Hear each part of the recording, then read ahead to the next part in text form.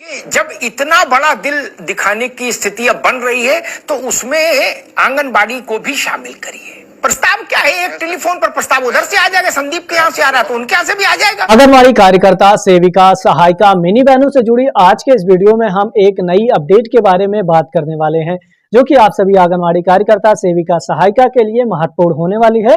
आप लोगों से रिक्वेस्ट, तो उनका संपूर्ण समाधान होना चाहिए। गंगा पार करें तो फिर एक साथ सब कर जाएं।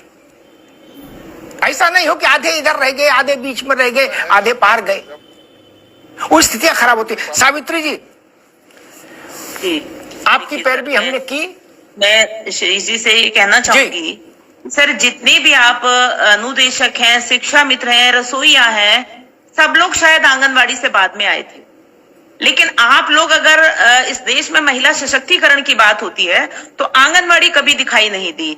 आंगनवाड़ियों से जो काम कराए जाते हैं, आप देखिए, Aadhaar card, smart card, Ayushman card, filaria, malaria, कुष्ठ रोग, पोलियो, कोई काम आंगनवाड़ी से अछूता नहीं। और बीएलओ निर्वाचन का काम सबसे पहले है।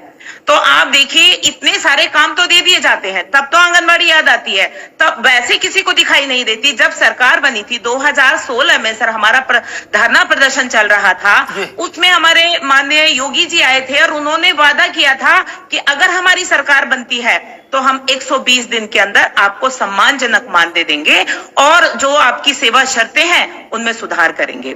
लेकिन जैसे ही सरकार बनी, उसके बाद हम लोगों ने वादा निभाओ रैली निकाली तो हमारी बहनों को जेल में डाल दिया गया। तो ये है हमारे देश का महिला सशक्तिकरण।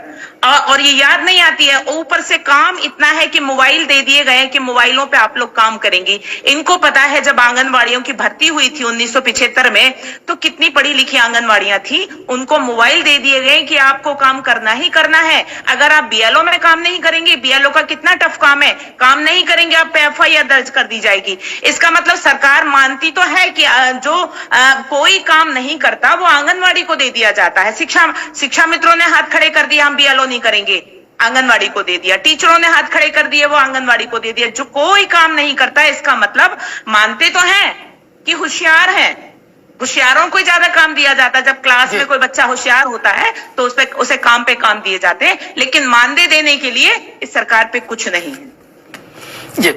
तो ये, और उससे भी आप देखिए और ज्यादा हद तब हो गई जब हमारी बहनें, एक तरफ तो सरकार हमें वॉलंटियर मानती है कि वॉलंटियर हैं, और जब काम कराने का टाइम आता है तो कर्मचारी बन जाते हैं।